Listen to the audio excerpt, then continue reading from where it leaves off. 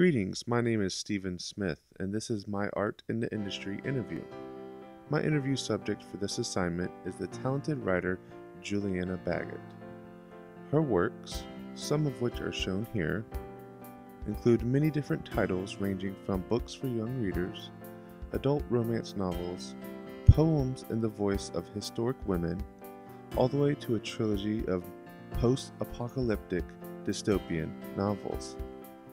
The following is a cartoon reenactment of the email interview that I conducted with Miss Julianna Baggott. Now sit back and enjoy the interview.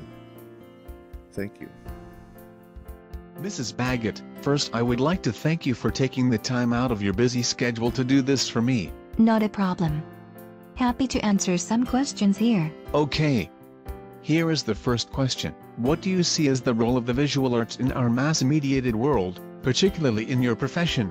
I write screenplays, collections of poetry, essays, as well as novels, and my work has become more visual over the years.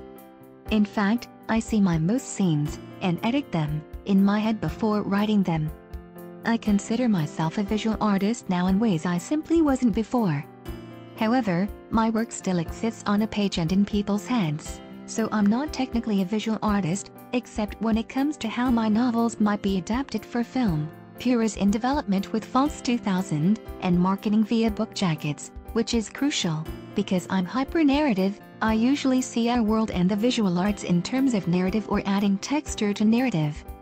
I'm biased, but also jealous. The image is still more powerful than the words used to describe it, and that's why the most visually based works of fiction, and narrative in general, and the most specific, I now pitch a lot of work in LA, conceptually, and much of my work is to describe a world, an atmospheric quality, that is deeply visual. Here's the second question. With new communications and media technologies, imagery is almost instantly available. Do you believe that this has a positive or negative influence on the industry? Can you please provide an example? I think that technology has offered a great democratization of art, from cheaper equipment to means of direct distribution to the audience. A young artist, I think, has to practice more self-restraint and patience than ever before, honing their craft before offering it to the masses, finding out, most importantly, who they are as artists, not in dialogue with the world. In other words, it's more important for me than ever, with all of the access to readers and that readers have to me, to protect my relationship with the page. Supply is up, but good supply, excellence is always going to be in demand. Young talented comedy writers can film sketches, pop them on YouTube, and build followings that lead to deals. Shit my dad says was a Twitter account that a book and film deal. I think he just got another deal recently too. I get to see the work of young illustrators that I'd never have access to before. It's incredible. I see writer friends online every day, but instead of a face, I see their cover. The old rule was a patron had to see a cover 3 times before buying the book. I bet the inundation makes us more jaded consumers, tougher sells, but all in all it's hugely powerful. Now, the third question is, what popular images do you feel are frequently rechanneled throughout the entertainment industry? For example, running to get the girl at the end of a film. I found Girls to be an incredibly fresh and innovative and raw show. However, end of season 2, Dunham cues the music and has the leading man run through the streets of New York to save our leading lady. Because this show fuels itself of subverting expectations, this scene didn't subvert enough for me, and it didn't feel new enough. I wanted Dunham to give me something newer and fresher and odder and more honest, for her first running to get the girl scene.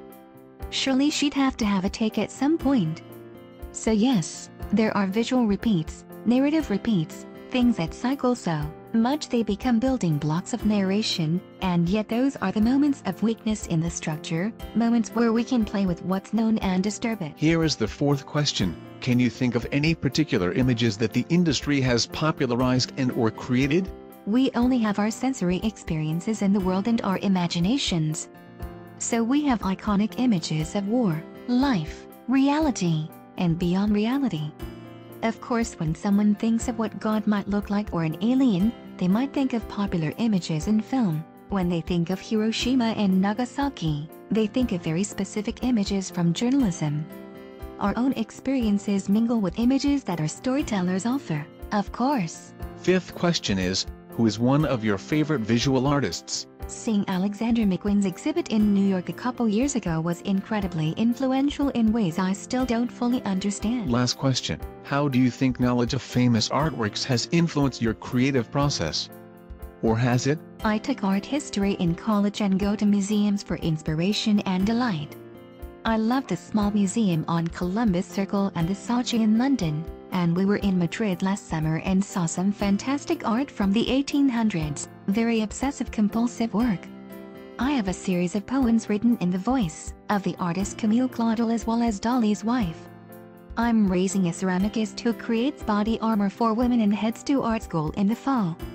So, it has, and it still does. Again, let me tell you just how much I appreciate you answering these questions for me, and I hope you have a wonderful rest of your morning. Best of luck.